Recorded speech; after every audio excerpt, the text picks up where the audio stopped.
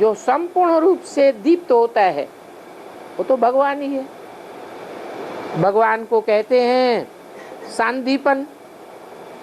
तो भगवान ने ही कृष्ण को पढ़ाई है।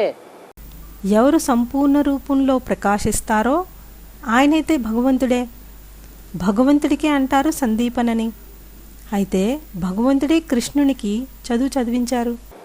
कृष्ण कोई गीता का भगवान नहीं है और बचपन के नाम का कृष्ण है। बड़े में तो नारायण नाम पड़ता है। अगर नारायण में ज्ञान होता तो फिर ये ज्ञान परंपरा चला आता। क्यों? क्योंकि सतयुग आदि में नारायण को दिखाते हैं शास्त्रों में। కృష్ణుడేమి గీతా భగవంతుడు కారు. మరియు బాల్యంలో పేరు కృష్ణుడు, పెద్దవాడయ్యాక నారాయణ అనే పేరు వస్తుంది.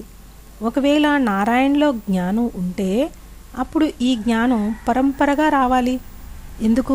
ఎందుకనగా సత్యుగం ఆదిలో నారాయణని చూపిస్తారు శాస్త్రాల్లో. और सतयुग आदि का नारायण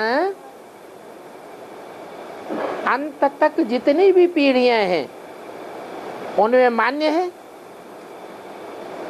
तो परंपरा से ज्ञान होना चाहिए, परंतु तुम बच्चों के अंदर में अतीन्द्रिय सुख रहना है। మరియు సత్యుగం ఆదిలోని నారాయణుడికి అంతం వరకు ఎన్ని తరాలున్నాయో అన్నిటిలోనే మాన్యత ఉంది. అయితే పరంపరగా జ్ఞానం ఉండాలి. కానీ పిల్లలైన మీ లోపల అతీంద్రియ సుఖం ఉండాలి. और ये अतीन्द्रिय सुख कोई देवताओं को नहीं होता है। किसको होता है? योगियों को होता है। ये तुम बच्चों का ज्ञान है। अतीन्द्रिय सुख पूछना हो तो गोपियों से पूछो। మరియు ఈ అతీంద్రియ సుఖం ఏ దేవతలకు ఉండదు. ఎవరికి ఉంటుంది? యోగిలకు ఉంటుంది. ఇది పిల్లలైన మీ గాయనం అతీంద్రియ సుఖం గురించి అడగాలంటే గోపికలను అడగండి అని. तुम्हारा पुरुषार्थ गुप्त है, तुम्हारा मान मर्तबा सारा ही गुप्त है। तुम ऐसे मान मर्तबा वाले बनते हो जो दुनिया में कोई को ये मान मर्तबा अभी तक नहीं मिला होगा। మీ పురుషార్థం గుప్తం, మీ గౌరవం పదవి అన్నీ గుప్తం. మీరు ఎలాంటి పదవి గౌరవాలు కలిగిన వారు అవుతారంటే ప్రపంచంలో ఇంతవరకు ఎవరికి ఈ గౌరవ మర్యాదలు లభించలేని విధంగా. तो अतीन्द्रिय सुख इंद्रियों से परे का सुख है। इंद्रियों के द्वारा जो सुख भोगने के आदि हैं वो अतीन्द्रिय सुख का अनुभव नहीं कर सकते। అయితే అతీంద్రియ సుఖం ఇంద్రియాలకు అతీతమైన సుఖం. ఇంద్రియాల ద్వారా ఏ సుఖం అయితే అనుభవించటం అలవాటు పడిన వారు ఆ అతీంద్రియ సుఖం యొక్క అనుభవం చేయలేరు. स्कूल में टीचर अथवा स्टूडेंट समझते हैं कि ये अच्छे मार्क्स से पास होगा। अब देखो इतनी ब्रह्मा कुमारियां हैं, इनमें बहुत सी ब्रह्मा कुमारियां होशियार भी हैं। अच्छे से अच्छे नंबर में कौन सी ब्रह्मा कुमारी को रखेंगे?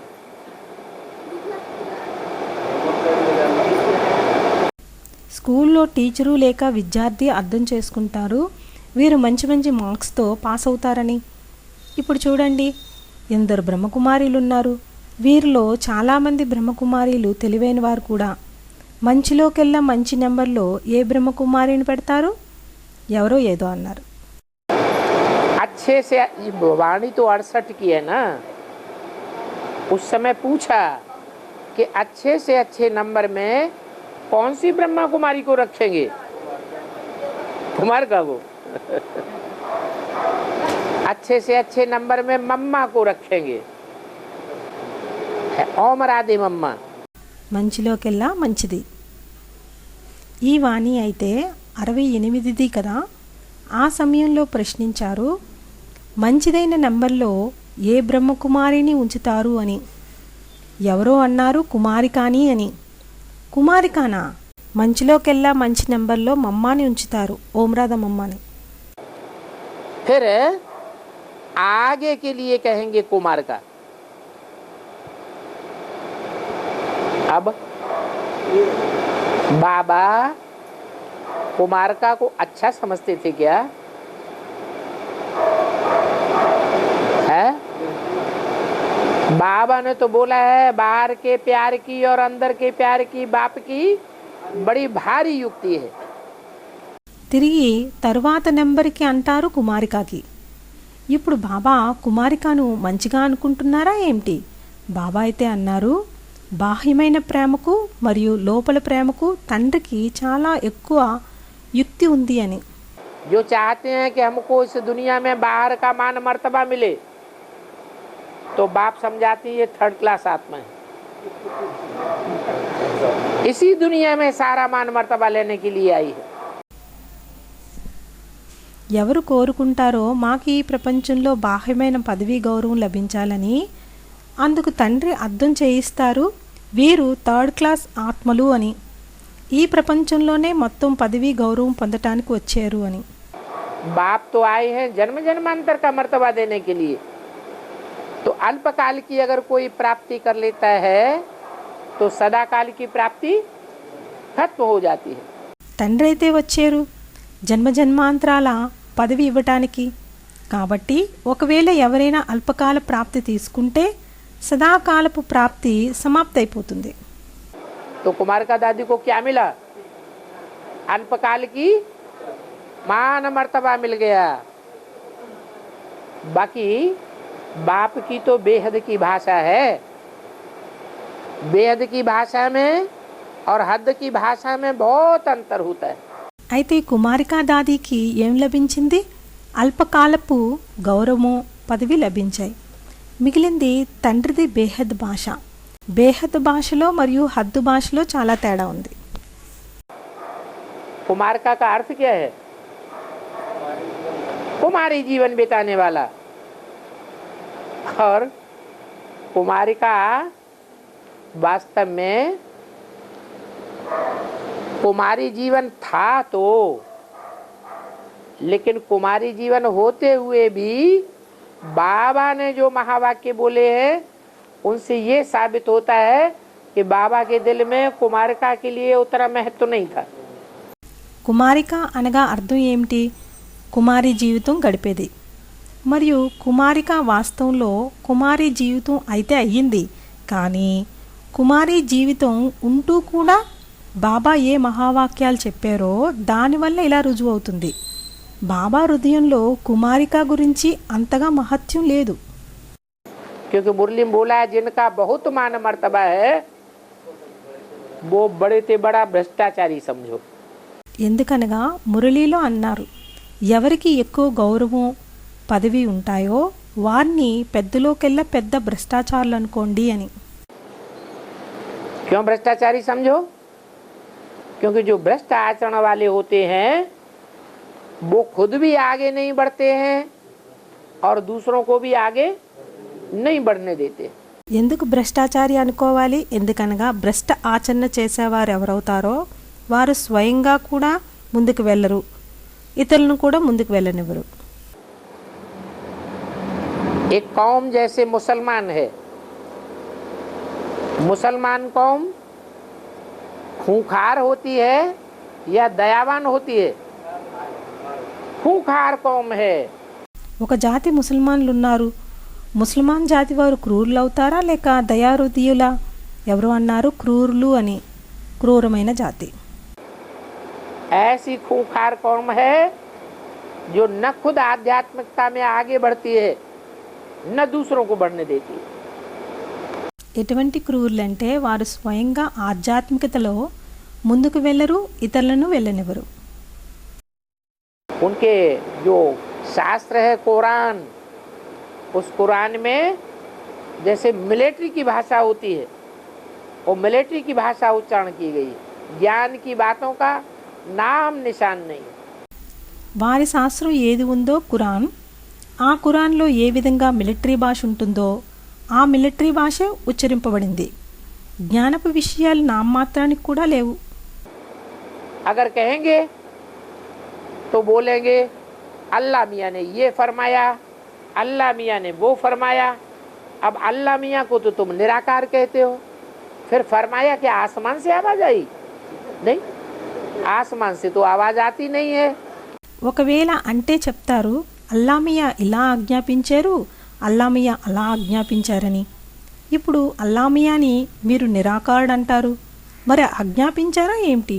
ఆకాశం నుండి శబ్దం వచ్చిందా ఏమిటి? లేదు, ఆకాశం నుండి శబ్దం రాదు. वास्तव में कुरान में लिखा हुआ तो है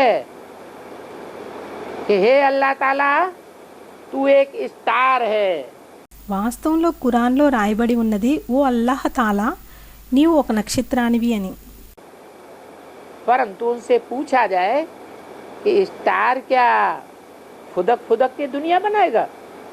कहते हैं कि भगवान ने जमीन बनाई, भगवान ने सूरज बनाया, भगवान ने चांद सितारे बनाए, अब क्या स्टार बनाएगा? కానీ వారిని అడిగితే నక్షత్రం ఏమైనా ఎగురుతూ దూకుతూ ప్రపంచం తయారు చేస్తుందా అని.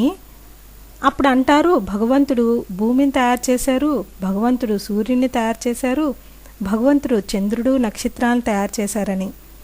ఇప్పుడు ఏమిటి, నక్షత్రం తయారు చేస్తారా? स्टार जब तक कोई तन में प्रवेश न करे तब तक स्टार कैसे बनावेगा, और स्टार का अर्थ भी वो नहीं जानते. నక్షత్రం ఎంతవరకు ఏదో తనులో ప్రవేశించదో అంతవరకు నక్షత్రాన్ని ఎలా తయారు చేస్తుంది, మరియు నక్షత్రం అర్థం కూడా వారికి తెలియదు. स्टार का अर्थ है अपन को आत्मा समझना. वो आत्मा समझने वाली स्टेज जो है वो मुसलमानों में आती ही नहीं. अगर आई होती तो उनका देहभान खत्म हो गया होता. స్టార్ అనగా అర్థం స్వయాన్ని ఆత్మ అనుకోవడం. ఆ ఆత్మ అనుకునే స్థితి ఏదైతే ఉందో ఆ ముసల్మానులో రానే రాదు. ఒకవేళ వచ్చుంటే వారి యొక్క దేహభ్రాంతి సమాప్తి అయి ఉండేది. और देहभान जिनका खत्म होता है वो हिंदू लोग जलाते हैं शरीर को, क्योंकि देहभान इतना खत्म कर देते हैं कि उसकी राख भी नहीं बचती. वो भी अगर बचेगी वो भी जाकर के ज्ञान जल में फैला देंगे, मिक्स कर देंगे. మరియు దేహభ్రాంతి ఎవరికి సమాప్తి అవుతుందో ఆ హిందువులు శరీరాన్ని తగలబెడతారు. ఎందుకనగా దేహభ్రాంతిని ఎంతగా సమాప్తి చేస్తారంటే వారి బూడిద కూడా మిగలదు. అది కూడా ఒకవేళ మిగిలితే దాన్ని కూడా వెళ్ళి జ్ఞానజలంలో కలిపేస్తారు, మిక్స్ చేసేస్తారు. और जितने भी दूसरे धर्म हैं वो सब देह को जलाते हैं या गाड़ते हैं. गाड़ते क्यों हैं? क्योंकि उनका देहभान पूरा खत्म नहीं होता है. మరి ఇతర ధర్మాలు ఎన్నున్నాయో వారు దేహాన్ని తగలబెడతారా, పూడుస్తారా? ఎవరో అన్నారు పూడుస్తారు అని. ఎందుకు పూడుస్తారు? ఎందుకనగా వారి దేహభ్రాంతి పూర్తిగా సమాప్తి కాదు. और हिंदुओं का जो हिंदू अपन को अभी देवता थे और हिंदू समझने लग पड़े हैं, वो हिंदू इस बात को जानते हैं कि परमात्मा की याद से हमारे सारे पाप कर्म भस्म हो जाएंगे, हमारा देहभान पूरा ही खलास हो जाएगा. మరి హిందువులకు ఏ హిందువులు దేవతలుగా ఉండేవారో మరియు హిందువులు అనుకునేవారో ఆ హిందువులకు ఈ విషయం తెలుసు, పరమాత్ముని యాద వల్ల ఈ మొత్తం పాపాలన్నీ భస్మం అవుతాయని, మా దేహభ్రాంతి పూర్తి సమాప్తి అయిపోతుందని. तो देखो अच्छी अच्छी कुमारियां हैं जिनमें नंबर 1 मम्मा, फिर कहेंगी कुमार का. तो कुमार का जब बाबा ने बोला और मम्मा जब बोला तो किसके लिए बोला? क्या शरीर छोड़ने वाली मम्मा के लिए बोला है? ओम राधे मम्मा तो शरीर छोड़ गई. అయితే చూడండి, మంచి మంచి కుమారీలున్నారు, వారిలో నెంబర్ 1 మమ్మ. తిరిగి అంటారు కుమారిక అని. అయితే ఎప్పుడు అన్నారో బాబా కుమారిక అని, మరియు ఎప్పుడన్నారో మమ్మ అని. అయితే ఎవరి గురించి అన్నారు? ఏమిటి, శరీరం వదిలిన మమ్మ గురించి అన్నారా? ఎవరో అన్నారు ఓం రాధా అని. ఓం రాధా మమ్మ అయితే శరీరం వదిలేశారు. फिर अच्छी कुमारियां कैसे कहें? नर से नारायणी बनती है? मम्मा नर से नारी से लक्ष्मी बनती है क्या? वो नहीं बनती. बाबा ने तो भविष्य के लिए इशारा किया. అయితే మంచి కుమారి అని ఎలా అనాలి? నారి నుండి నారాయణి అవుతుందా? ఎవరో ఏదో అన్నారు. మమ్మ నారి నుండి లక్ష్మి అవుతుందా ఏమిటి? ఆమె అవ్వదు. బాబా అయితే భవిష్యత్తు గురించి సూచన చేశారు. अच्छी ब्रह्मा कुमारी वो जो अपने लक्ष्य को प्राप्त कर ले।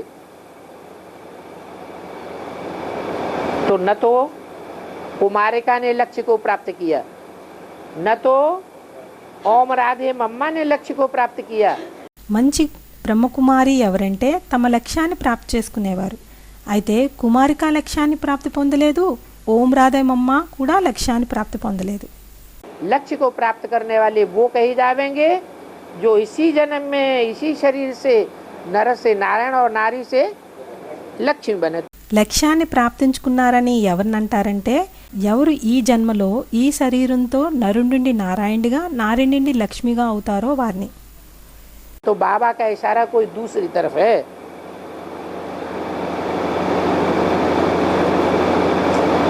फिर बोला मनोहर, कैसी? मन को हरण करने वाली, ऐसा तीव्र पुरुषार्थ करके दिखाती है. అయితే బాబా యొక్క సూచన వేరే పక్కకు ఉంది. తిరిగి అన్నారు మనోహర్ అని. ఎలా? మనస్సును హరించేవారు. అలాంటి తీవ్ర పురుషార్థం చేసి చూపిస్తుంది. तो देखो नंबरवार तो हैं, एक जैसे तो कोई नहीं हो सकते. तो अभी तुमको नारायणी नशा है कि हम बेगर टू प्रिंस बनते हैं. అయితే చూడండి, నెంబర్ వార్ అయితే ఉన్నారు, ఒకలాగే ఎవరు ఉండరు. కాబట్టి ఇప్పుడు మీకు నారాయణీ నష ఉంది. ఏమనగా మేము బెగ్గ నుండి ప్రిన్స్ అవుతామని. तो अच्छी ब्रह्मा कुमारी कौन हुई? जो नारायणी नशे में रहे, अर्थात हमको नर से नारायण और नारी से लक्ष्मी बनना है. तो खुशी होनी चाहिए. అయితే మంచి బ్రహ్మకుమారి ఎవరయ్యారు? ఎవరు నారాయణీ నషాలో ఉంటారో, అనగా మేము నరుడి నుండి నారాయణుడిగా మరియు నారి నుండి లక్ష్మిగా మారాలి అనుకునేవారు. అయితే ఆనందం ఉండాలి. यहाँ तुम नई दुनिया के लिए पढ़ने आते हो, ऐसे नहीं इस पुरानी दुनिया का मान मर्तबा लेने के लिए आते हो. ఇక్కడ మీరు కొత్త ప్రపంచం కోసం చదవటానికి వచ్చారు. ఇలాగని కాదు, ఈ పాత ప్రపంచంలో గౌరవ పదవి పొందటానికి వస్తున్నామని. आते हो. पुरानी दुनिया का मान मर्तबा तुमको अगर कोई कहे कि राष्ट्रपति बन जाओगे, तो बाबा ने क्या बोला? तुम ऐसे राष्ट्रपति पद को भी थूक मार दोगे. तुम्हें राष्ट्रपति का पद नहीं चाहिए. వస్తారా? మీకు ఒకవేళ పాత ప్రపంచం యొక్క గౌరవ మర్యాదలతో ఎవరన్నా రాష్ట్రపతి అవ్వండి అంటే బాబా ఏం చెప్తారు? మీరు అలాంటి రాష్ట్రపతి పదవికి కూడా ఉమ్ము వేస్తారు. మీకు రాష్ట్రపతి పదవి అవసరమే లేదు. क्यों? क्यों नहीं चाहिए? क्योंकि विनाशी दुनिया में अल्पकाल का पद है और बाप तो हमको जन्म जन्मांतर के लिए ऊंचे पद देने के लिए आए. तो बहुत खुशी होनी चाहिए. ఎందుకు ఎందుకు వద్దు? ఎందుకనగా వినాశీ ప్రపంచంలో అల్పకాలపు పదవి. మరి తండ్రి అయితే మనకు జన్మ జన్మాంతరాల కొరకు ఉన్నత పదవి ఇవ్వటానికి వచ్చారు కనుక చాలా ఆనందం ఉండాలి. नरक पुरानी दुनिया का कहा जाता है और स्वर्ग नई दुनिया को कहा जाता है. अब ये नरक और स्वर्ग के बीच में महाभारी महाभारत लड़ाई है. నరకమని పాత ప్రపంచాన్ని అంటారు, మరియు స్వర్గమని కొత్త ప్రపంచాన్ని అంటారు. ఇప్పుడు ఈ నరక స్వర్గాల మధ్య మహాభారీ మహాభారత యుద్ధం ఉంది. तो बच्चों को निश्चय है, पुरुषार्थ तो सभी बच्चों का चल रहा है. बाप पतित पावन वर्ल्ड ऑलमाइटी अथॉरिटी है. అయితే పిల్లలకు నిశ్చయం ఉంది, పురుషార్థం అయితే పిల్లలందరికీ నడుస్తోంది. తండ్రి పతితపావనుడు, ప్రపంచంలో సర్వశక్తివంతుడు. लक्ष्मी नारायण को वर्ल्ड ऑलमाइटी अथॉरिटी नहीं कहेंगे. क्यों? क्यों नहीं कहेंगे? हैं? इसलिए नहीं कहेंगे कि वर्ल्ड कहा जाता है नई दुनिया और पुरानी दुनिया दोनों को मिलाकर. లక్ష్మీనారాయణలను ప్రపంచంలో సర్వశక్తివంతులు అని అనరు. ఎందుకనరు? ఎందుకొరకు అనరంటే ప్రపంచం అని కొత్త ప్రపంచం పాత ప్రపంచం రెండిటిని కలిపి అంటారు. सिर्फ भारत को वर्ल्ड कहेंगे? नहीं कहेंगे. वर्ल्ड माने सारी दुनिया, सभी देशों को मिलाकर वर्ल्ड कहा जाता है. तो सारे वर्ल्ड के ऊपर ऑलमाइटी अथॉरिटी बाप है. కేవలం భారతదేశానికి ప్రపంచం అని అంటారా? అనరు. ప్రపంచం అనగా మొత్తం ప్రపంచం, అన్ని దేశాలను కలిపి వరల్డ్ అని అంటారు. అయితే మొత్తం ప్రపంచం పైన సర్వశక్తివంతుడు తండ్రే. नारायण तो सिर्फ नई दुनिया का अथॉरिटी होगा और बाप वेदों शास्त्रों को भी जानते हैं. उस बाप का कोई बाप भी होगा?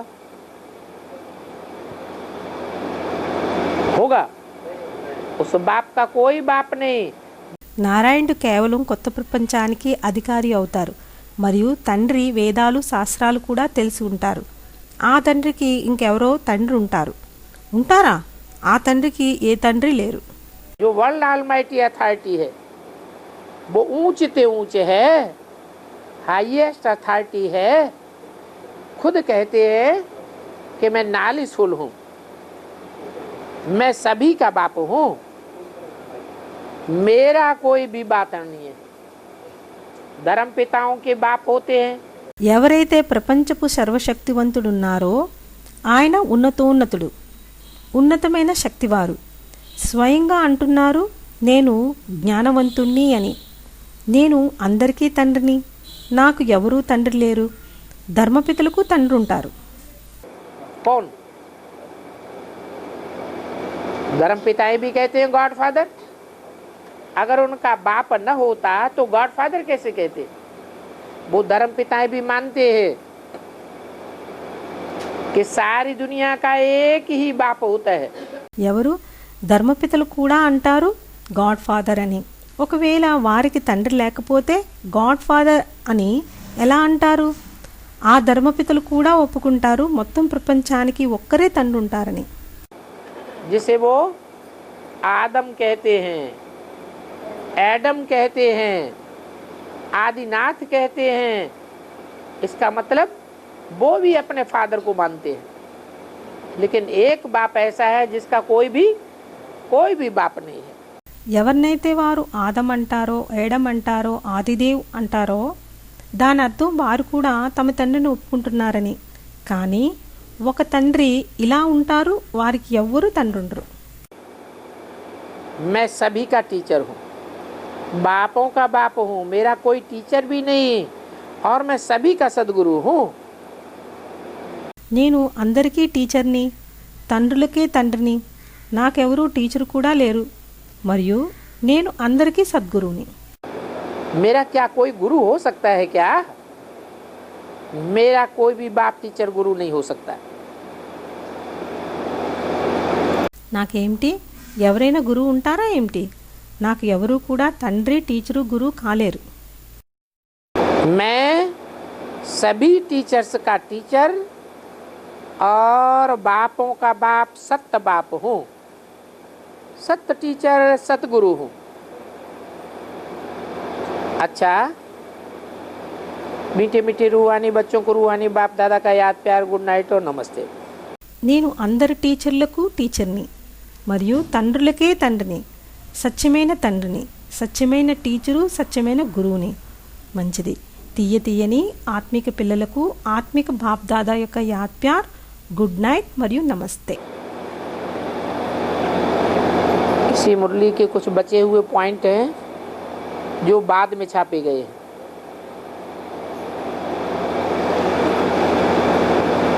बच्चों को मालूम है कि ब्रह्मा विष्णु शंकर का भी ज्ञान है. ज्ञान भी इनका अलग अलग है और इनका अर्थ भी अलग अलग है. ఈ మురళీలోనే కొన్ని మిగిలిన పాయింట్లు తర్వాత అచ్చువేయబడ్డాయి. పిల్లలకు తెలుసు ఏమంటే బ్రహ్మ విష్ణు శంకర్లకు కూడా జ్ఞానం ఉంది. జ్ఞానం కూడా వారిది వేరువేరుగా ఉంటుంది. మరియు వీరి యొక్క అర్థం కూడా వేరువేరుగా ఉంటుంది. ब्रह्मा का अर्थ क्या है? ब्रह्म माने बड़ी, माँ माने माँ, सारी सृष्टि की बड़ी से बड़ी माँ. బ్రహ్మ యొక్క అర్థం ఏమిటి? బ్రహ్మ అనగా పెద్ద, మా అనగా అమ్మ, మొత్తం సృష్టికి పెద్దలో పెద్ద తల్లి. माँ का काम क्या होता है? माँ का काम होता है बच्चे को जन्म देने का काम बाप करता है या माँ करती है? माँ पालना करती है या जन्म देती है? माँ पालना करती है, बाप जन्म देता है. తల్లి పని ఏమవుతుంది? తల్లి పని అవుతుంది. పిల్లలకు జన్మనిచ్చే పని తండ్రి చేస్తారా, తల్లి చేస్తుందా? తల్లి పాలన చేస్తుందా లేక జన్మనిస్తుందా? తల్లి పాలన చేస్తుంది, తండ్రి జన్మనిస్తారు. लेकिन जो माँ पालना करती है वो कौन सा गुण है जिसके आधार पर माँ पालना कर सकती है? बाप पालना नहीं कर सकता, वो सहनशीलता का गुण है. కానీ ఏ తల్లి పాలన చేస్తుందో అది ఏ గుణం ఆధారంగా తల్లి పాలన చేయగలదు? తండ్రి పాలన చేయలేరు. అది సహనశీలతా గుణం. वो सहनशीलता के गुण के हिसाब से परमात्मा बाप ने जिस तन में प्रवेश करके माँ का पार्ट बजाया वो संसार में बड़ी से बड़ी माँ कहेगी. ఆ సహనశీలత యొక్క గుణం లెక్కతో పరమాత్మ తండ్రి ఏ తనులో ప్రవేశించి తల్లి పాత్ర అభినయించారో వారు ప్రపంచంలో పెద్దలోకెల్లా పెద్ద తల్లి అని అనబడ్డారు. ऐसा सहनशीलता का पार्ट दुनिया में कोई ने नहीं बजाया. लक्ष्मी के लिए भी नहीं कहेंगे, जगदम्बा के लिए भी नहीं कहेंगे, कोई भी देवी देवता के लिए नहीं कहेंगे कि जैसा ब्रह्मा ने पार्ट बजाया ऐसा कोई ने बजाया. అటువంటి సహనశీలతా పాత్ర ప్రపంచంలో ఎవరూ అభినయించలేదు. లక్ష్మిని గురించి కూడా అనరు, జగదంబా కోసం కూడా అనరు, ఏ దేవీ దేవతల కోసం అనరు. ఏ విధంగా బ్రహ్మ పాత్ర చేశారో ఆ విధంగా ఎవరో చేశారని. अब ब्रह्मा की आत्मा तो दादा लेखराज, क्या दादा लेखराज ब्रह्मा की आत्मा सहन शक्ति का आगार है? क्यों? अगर वो सहन शक्ति का आगार होती तो पूर्व जन्मों में भी ऐसा काम करके दिखा देती. ఇప్పుడు బ్రహ్మ యొక్క ఆత్మ అయితే దాదా లేఖరాజ్ ఏమిటి? దాదా లేఖరాజ్ బ్రహ్మ యొక్క ఆత్మ సహన శక్తికి ఇల్లా? ఎవరో అన్నారు కాదు అని. ఎందుకు? ఒకవేళ ఆయన సహన శక్తికి ఆగారం అయితే పూర్వజన్మలో కూడా అలాంటి పని చేసి చూపించి ఉండాలి. कैसा? सहन शक्ति के आधार पर ढेर की ढेर आत्माओं को जो अलग अलग वंशावलियों की हों उनको पालना करके दिखाने का कार्य. वास्तव में ये तो ऊपर से आने वाला ऊंचते ऊंच बाप ही है जो ब्रह्मा के तन में माँ का पार्ट बजाता है, वो ही सहन शक्ति का आगार का पार्ट बजाता है. ఎలా? సహనశక్తి ఆధారంగా కుప్పల కుప్పల ఆత్మల యొక్క వేరువేరు వంశాలకు చెందిన వారి యొక్క పాలన చేసి చూపించే పని. వాస్తవంలో ఇదైతే పైనుండి వచ్చే ఉన్నతోన్నతుడైన తండ్రే, వారే బ్రహ్మతనంలో తల్లి పాత్ర పోషించారు. ఆయనే సహనశక్తికి ఆగారం యొక్క పాత్ర చేశారు. ऐसे ही विष्णु, विष्णु का अर्थ क्या है? जिसमें कोई भी प्रकार का विषय विकार न हो. ब्रह्मा में विषय विकार है या नहीं है? है. అలాగే విష్ణువు. విష్ణువు అంటే అర్థం ఏమిటి? ఎవరిలోనైతే ఎటువంటి రకమైన విషయ వికారాలు ఉండవో వారినంటారు. బ్రహ్మలో విషయ వికారాలు ఉన్నాయా లేవా? ఉన్నాయి. इसलिए ब्रह्मा की पूजा नहीं होती, ब्रह्मा की मूर्तियां नहीं बनती, ब्रह्मा के मंदिर नहीं है, संपूर्ण नहीं बनता. అందుకే బ్రహ్మకు పూజ ఉండదు, బ్రహ్మకి విగ్రహాలు తయారు కావు, బ్రహ్మకు మందిరాలు లేవు, సంపూర్ణం కారు. अच्छा, शंकर की मूर्तियां भी बनती हैं, शंकर की पूजा भी होती है, मंदिर भी बनते हैं, तो उसमें विषय विकार है या नहीं है? उनके लिए तो दिखाते हैं कि वो विष पीते हैं। जब विष पीते हैं तो पेट में विष गया कि नहीं गया? नहीं गया, गया ना। మంచిది. శంకరుడికి మూర్తులు కూడా తయారవుతాయి, శంకరుడికి పూజ కూడా అవుతుంది, మందిరాలు కూడా తయారవుతాయి. అయితే ఆయనలో విష వికారాలు ఉన్నాయా లేవా? అరే, ఆయన గురించి చూపించారు ఆయన విషం తాగుతారని. ఎప్పుడు విషం తాగుతారో పొట్టలోకి విషం వెళ్తుందా లేదా? ఎవరో ఏదో అన్నారు, వెళ్ళలేదా? ఎవరో అన్నారు వెళ్ళింది అని. వెళ్ళింది కదా. पेट में विष गया तो, लेकिन फिर असर किया या नहीं किया? असर नहीं किया, इसका मतलब हजम कर गया क्या है? जैसे सूर्य कितनी भी गंदगी फैली हुई हो, उस सारी गंदगी को भस्म कर देता है. పొట్టలోకి విషం వెళ్ళింది కానీ ప్రభావం పడిందా లేదా? ప్రభావం పడలేదు. దాని అర్థం జీర్ణం చేసేసుకున్నారా ఏమిటి? ఏ విధంగా సూర్యుడు ఎంతగానైనా మురికి వ్యాపించి ఉన్నా ఆయన మొత్తం మురికిని భస్మం చేసేస్తారు. आग है, आग चाहे कितनी भी बदबू फैली हुई हो, गंदगी फैली हो, उस गंदगी को भस्म कर देता है. ये आग का काम है. तो ये दोनों समर्थ हैं. అగ్ని ఉంది. అగ్ని ఎంత దుర్గంధం వ్యాపించి ఉన్నా, మురికి వ్యాపించి ఉన్నా ఆ మురికిని భస్మం చేసేస్తుంది. అది అగ్ని పని. అయితే వీరిద్దరూ సమర్థులే. ऐसे ही जो शंकर का पार्ट है उसमें कौन प्रवेश है? सर्वशक्तिवान अथॉरिटी वर्ल्ड ऑलमाइटी प्रवेश है. और वो ऑलमाइटी पता जो वर्ल्ड ऑलमाइटी अथॉरिटी है वो भी कोई अल्पकाल के लिए प्रवेश करने वाली नहीं है, सदाकाल के लिए प्रवेश करती है. అలాగే ఏదైతే శంకరుని పాత్ర ఉందో వారిలో ఎవరు ప్రవేశిస్తారు? సర్వశక్తివంతుడు అథారిటీ వరల్డ్ ఆల్మైటీ ప్రవేశమై ఉన్నారు. మరియు ఎవరు ఆ వరల్డ్ ఆల్మైటీ అథారిటీ ఉన్నారో వారు కూడా ఏమీ అల్పకాలానికి ప్రవేశించేవారు కారు, సదాకాలానికి ప్రవేశిస్తారు. सदाकाल के लिए माने क्या? सतयुग त्रेता द्वापर के लिए भी है? नहीं, तब तक के लिए प्रवेश करती है जब तक ये पुरानी दुनिया कन्वर्ट होकर नई दुनिया न बन जाए. जो कलाहीन दुनिया है वो 16 कला संपूर्ण न बन जाए. సదాకాలానికి అంటే ఏమిటి? సత్యయుగం త్రేత ద్వాపర్లోనూ కూడానా? లేదు. ఎంతవరకు ప్రవేశిస్తారంటే ఎప్పటి వరకు పాత ప్రపంచం మార్పు చెంది కొత్త ప్రపంచం రాదో. ఏదైతే కళాహీన ప్రపంచం ఉందో అది 16 కళ్ళ సంపూర్ణం కాదో. तो वो परमात्मा जिस मुकर्रर रथ में प्रवेश करता है उसको आप समान बना देता है. అయితే ఆ పరమాత్మ ఏ ముకర రథంలో ప్రవేశిస్తారో వారిని తమ సమానంగా చేసేస్తారు. ब्रह्मा को आप समान नहीं बनाता, विष्णु को भी आप समान नहीं बनाता. किसको बनाता है? शंकर को आप समान बनाता है. బ్రహ్మను తమ సమానంగా మార్చరు, విష్ణువును కూడా తమ సమానంగా మార్చరు. ఎవరిని మారుస్తారు? శంకర్ని తమ సమానంగా చేస్తారు. तो शंकर विष पीते हुए भी निर्विष है. विष का प्रभाव उसके ऊपर नहीं होता है.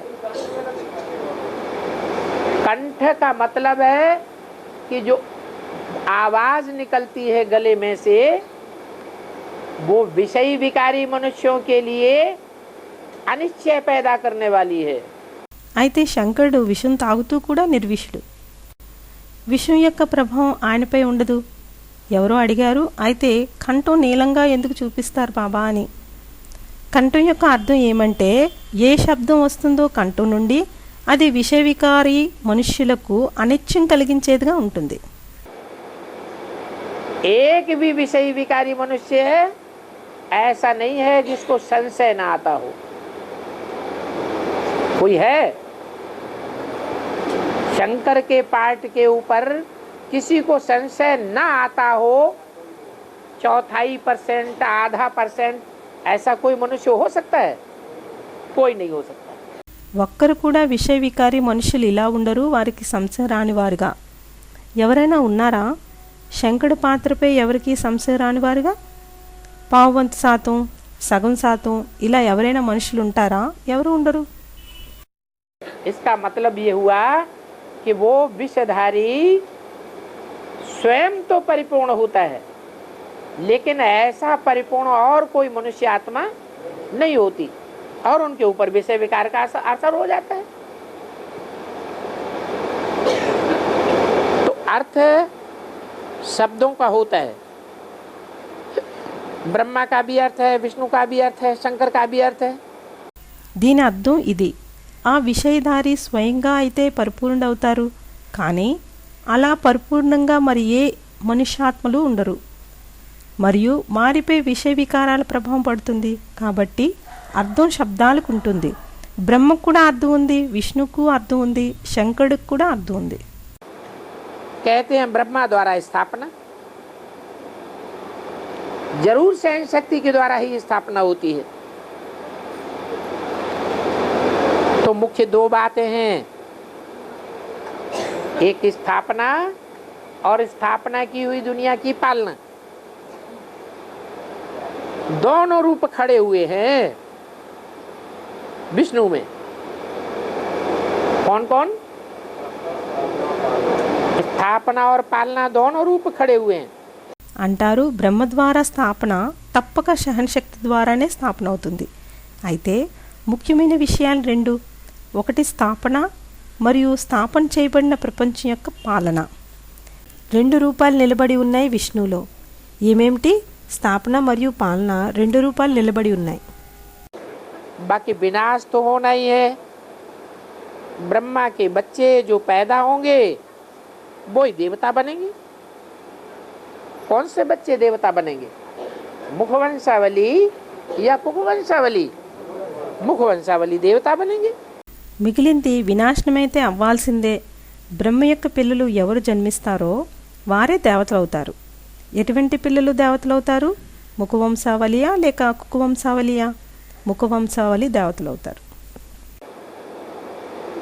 शंकर का कोई वृत्तांत निकलता नहीं है कि शंकर से क्या बनेंगे. कोई शंकर कुमार कुमारी होते हैं? नहीं होते. శంకరుడి నుంచి ఏ వృత్తాంతం రాదు. ఏమనగా శంకరుడి వలన ఏమవుతారు అని. ఎవరైనా శంకర కుమారి కుమారులు ఉంటారా? ఉండరు.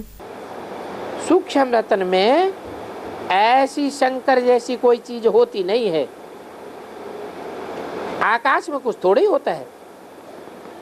एरोप्लेन पक्षी आदि आकाश में उड़ते हैं. पक्षियों की अकल से ही उन्होंने कॉपी कर लिया है. సూక్ష్మవతంలో ఇలాంటి శంకరుడు లాంటి వస్తువు ఏది ఉండదు. ఆకాశంలో ఏమైనా ఉంటుందా?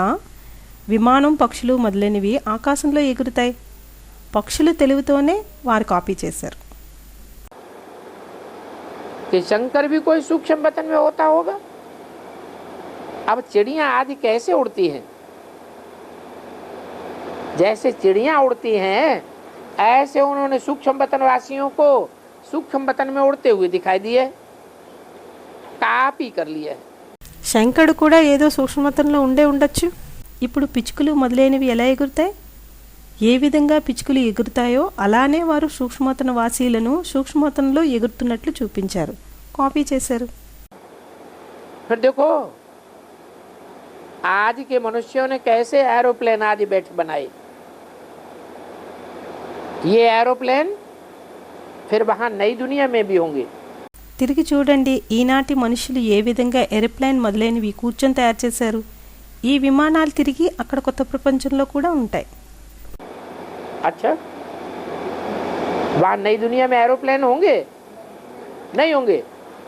पर तो फिर यही दुनिया अच्छी कि वो दुनिया अच्छी? क्यों? वहां तो ऊपर आकाश में उड़ने के लिए मिलेगा, नहीं मिलेगा है? अरे वहां के पक्षी ही इतने सुंदर और बड़े होंगे कि इशारे से काम करेंगे.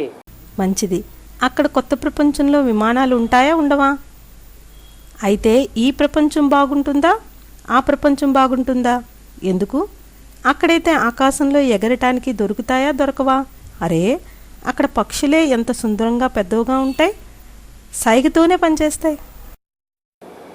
यहाँ का एरोप्लेन तो एक्सीडेंट भी हो जाता है, वहाँ के एरोप्लेन कभी एक्सीडेंट नहीं होंगे, एक्सीडेंट प्रूफ होंगे. ఇక్కడ విమానాల వల్ల యాక్సిడెంట్లు అవుతాయి, అక్కడ ఏరోప్లేన్లకు ఎప్పుడు యాక్సిడెంట్లు అవ్వవు, యాక్సిడెంట్ రక్షణగా ఉంటాయి. यूं इशारा करेंगे तो दाईं ओर, यूं इशारा करेंगे तो बाईं ओर, यूं कहेंगे तो ऊपर जाएंगे, नीचे कहेंगे तो नीचे आएंगे. ఇలా సైగ చేస్తే కుడి పక్కకు, ఇలా సైగ చేస్తే ఎడమ పక్కకు, అలా సూచిస్తే పైకి వెళ్తాయి, కిందికి అంటే కిందికి వస్తాయి. तो वो पक्षी अच्छे या आज के मनुष्य अच्छे जो इशारे से समझ लेते हैं? అయితే ఆ పక్షులు మంచివా లేక ఈనాటి మనుషులు మంచివారా? ఎవరో అన్నారు పక్షులు మంచివి అని. అవి సైగతోనే అర్థం చేసుకుంటాయి. ये जो आज के एरोप्लेन है वो इशारे को समझेंगे? वो तो नहीं समझेंगे. तो बाप कहते हैं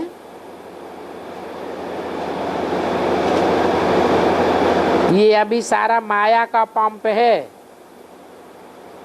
ये माया का पंप सब खलास होने वाला है, अल्पकाल का है.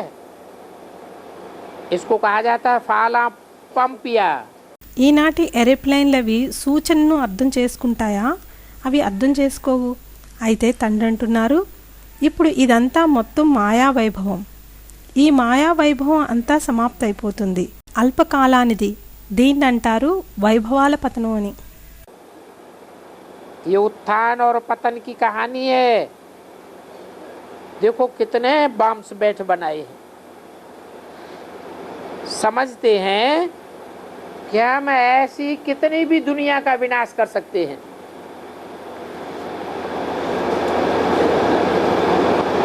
डरते भी हैं. किस बात से? अगर इन बॉम्ब्स का उपयोग होने लगा तो हम भी खलास हो जाएंगे. ఈ ఉత్తానం పతనాల కథ చూడండి, ఎన్ని బాంబులు కూర్చొని తయారు చేశారు. అనుకుంటారు మేము ఇలా ఎంత ప్రపంచాన్నైనా వినాశనం చేయగలము అని. భయపడతారు కూడా. ఏ విషయానికి? ఒకవేళ ఈ బాంబులు ఉపయోగిస్తే మేము కూడా సమాప్తైపోతామని. फिर समझते हैं आखिर तो लड़ाई तो लगनी ही है. कलयुग अजन छोटा बच्चा है, अभी तो लड़ाई नहीं होगी. తిరిగి అనుకుంటారు చివరికి యుద్ధం జరగాల్సిందే అని.